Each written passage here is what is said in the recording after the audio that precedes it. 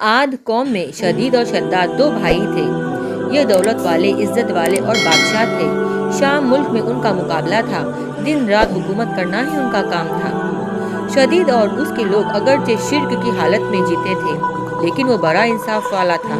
اس کے انصاف سے شیر اور بکری ایک جگہ پانی پیتے تھے۔ کہا جاتا ہے کہ ایک دن اس کی عدالت میں دو آدمی آئے۔ ان دونوں نے عجیب حالات سنائے۔ ایک بولا کہ میں نے اس سے زمین کا ایک ٹکڑا لیا ہے قیمت دے کر، اور اس زمین پر اب میرا قبضہ ہے، لیکن میں نے اس زمین میں خزانہ پایا ہے۔ میں اس کو دینا چاہتا ہوں، اسی لیے کہ یہ خزانہ اسی کا ہے۔ دوسرا بولا میں نے زمین بیچی ہے، اسی لیے اس میں جو کچھ ہے سب اسی کا ہے، اسی لیے یہ خزانہ بھی اسی کا ہے۔ اب اسے لینا چاہیے، لیکن یہ ہیلا بانی کیوں کرتا ہے، سمجھ میں نہیں آتا۔ شدید نے پوچھا کہ تم دونوں کی کوئی اولاد بھی ہے؟ انہوں نے کہا ہاں ہے، ایک کے پاس بیٹی ہے اور ایک کے پاس بیٹا۔ شدید نے حکم کیا کہ ان دونوں کا نکاح آپس میں کر کے یہ مال ان دونوں کو دے دیا جائے۔ اس طرح شدید نے ایک ایسا فیصلہ کیا جو سب کے لیے قابل قبول تھا، اور اس کے انصاف کا جو نام ہوا وہ الگ۔ حضرت ہود علیہ السلام نے شدید کو بھی ایمان کی دعوت دی تھی، لیکن اس نے سب کچھ ہونے کے بعد بھی اس پر دھیان نہیں دیا اور شرک کی حالت میں ہی مر گیا۔ اس کے بعد شداد گدی پر بیٹھ گیا۔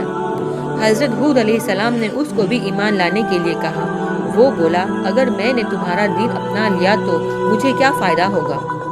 حضرت ہود علیہ السلام نے فرمایا کہ اللہ تعالیٰ تمہیں اس کے بدلے میں ہمیشہ ہمیشہ کے لیے جنت دے گا اور تم پر اپنی رحمت اور مہربانی کرے گا۔ شداد بولا کہ میں بھی جنت بناؤں گا اور دن رات وہاں عیش سے رہوں گا۔ پھر شداد نے جنت بنانے کا مضبوط ارادہ کر لیا۔ اس نے ملک کے کونے کونے میں عالموں کے پاس پیغام بھیجا۔ انہوں نے حکم کے مطابق سونا، چاندی، ہیرے، جواہرات بھیجے اور حکم دیا کہ جتنے مشک عنبر ہے موارد اس کے ہاتھ آئے وہ سب جمع کر کے اس کے پاس لایا جائے۔ ہر طرح کا سامان جمع کرنے کے بعد اس نے ایک خوبصورت اور منموہک جگہ کی تلاش شروع کی، اور اسے وہ جگہ بھی مل گئی۔ وہ ایسی جگہ تھی جہاں کی ہوا بھی جنت کی ہوا کی طرح خوشبودار تھی۔ اس نے اس جگہ پر تمام ہیرے جواہرات جمع کرائے، بڑے بڑے تیز قسم کی کاریگر بلوایا اور عمارت کی مضبوط سے مضبوط نیو دلوانا شروع کر دیا۔ اس کی دیواروں کی لمبائی لوگوں کی سوچ سے زیادہ اونچی تھی اور چوڑائی اس کے کاریگروں کے حساب سے اس وقت کی سب سے چوڑی تھی۔ دیواریں آسمان کو چھوتی تھی اور اس کی چمک دھمک چاند سورج سے بھی زیادہ تھی۔ جب سے دنیا قائم ہوئی ایسا مکان کبھی کسی نے نہیں بنوایا تھا۔ دیواریں اس کی سونے چاندی اینٹوں سے بنائی گئی تھی، چھت اس کی سونے کے پتوں سے سجائی گئی تھی، اس کے ستون خوبصورت بلور سے مضبوط کیے گئے تھے، ہر چیز بہترین طریقے سے سجائی گئی۔ وہاں کی نہروں میں ریت کے بجائے انمول موتی بچھائے گئے اور اس کے پیڑوں کو سرخ سونے کے پھلوں سے لاد کر مشک و عنبر کی خوشبو سے بھر دیا گیا۔ جس وقت ان پیڑوں سے ہوتی ہوئی سوکھی ہوا چلتی تھی تو اس طرف کے رہنے والوں کے دماغ کو خوشبوؤں سے بھر دیتی تھی۔ شداد نے زمین پر مٹی کے بجائے مشک و عنبر بچھوایا۔ اس کے محلوں کے چاروں طرف لال سونے سے ترتیب دے کر سجایا گیا۔ صرف اتنا ہی نہیں کہ دکھاوے کے لیے اس کو بنوایا تھا، بلکہ اس میں ہی رہنے کے لیے اپنے من پسند معشوقوں اور پریوں کو بھی اکٹھا کر دیا۔ یہ باغ اور محل 12 سال کی مدت میں مکمل ہوا۔ اس میں پوری دنیا کے جواہرات لگ گئے۔ جب یہ بن کر پورا تیار ہو گیا تو شداد کو خبر دی گئی کہ اس کی جنت تیار ہو گئی ہے۔ شداد کی خوشی کا ٹھکانہ نہ تھا۔ ایک بڑی فوج لے کر اس محل اور جنت کو دیکھنے کے لیے چلا۔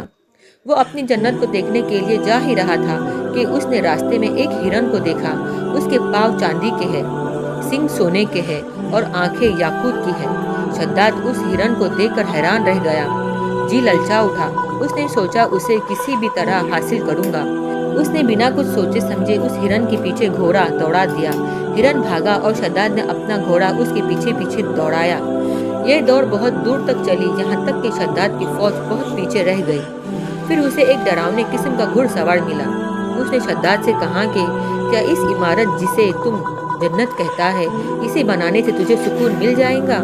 شداد اس گھڑ سوار کے الفاظ سن کر کانپ گیا۔ پوچھا تم کون ہو؟